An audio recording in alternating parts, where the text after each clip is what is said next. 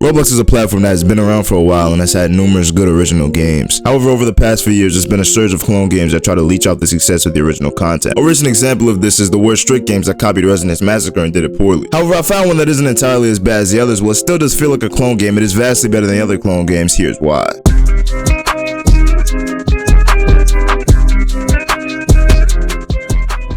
The first thing that I noticed with this game is it feels more like they tried to make it a playable game that doesn't get boring really fast. A problem I have with all the other weird strict games is they are all boring as and make you want to fall asleep as soon as you load into the game. Strict Karen manages to incorporate playable gameplay as well as keeping you from being super bored with the Karen always trying to get you. Another reason why this game is better than the other weird strict games is because it places you inside of a supermarket instead of a shitty enclosed house. This change adds some originality to Strict Karen and differentiates it from the other clones. However, the game has a ton of flaws. My main issue with this game is that it copies every other Roblox horror game's revive system. For example, in Doors and many other horror games, you could buy lives which will bring you back and give you another chance to beat the game. Now listen, I understand that devs need a way to make money off their game, but at least with Doors, they give you some free revives as well as codes that give revives. In my opinion, I don't think a paid revive should even be a thing inside these clone games. I mean, take it like this. You're a game dev that worked hard and made a decent game that got some traction. Then somebody comes along and takes your game verbatim and starts outperforming it and making money from it. I mean, just looking at the lobby shows the amount of copy and paste these devs have done. As much as you see inspired by Resident Massacre in the description, it will not change the fact that it's a blatant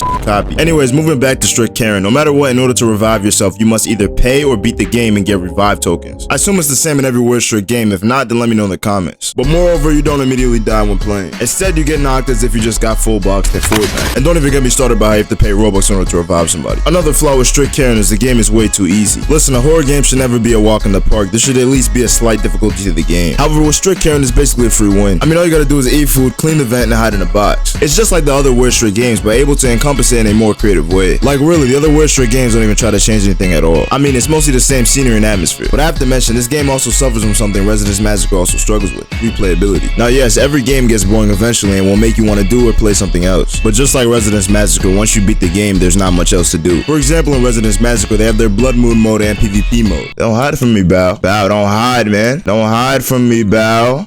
You can't just get on the computer like I didn't see you. Bow, look at me, Bow. Look at me, Bow. Look at me. Look at me, Bow. Look at me. Look. You're gonna die. You understand? You're gonna... No, don't... Nigga.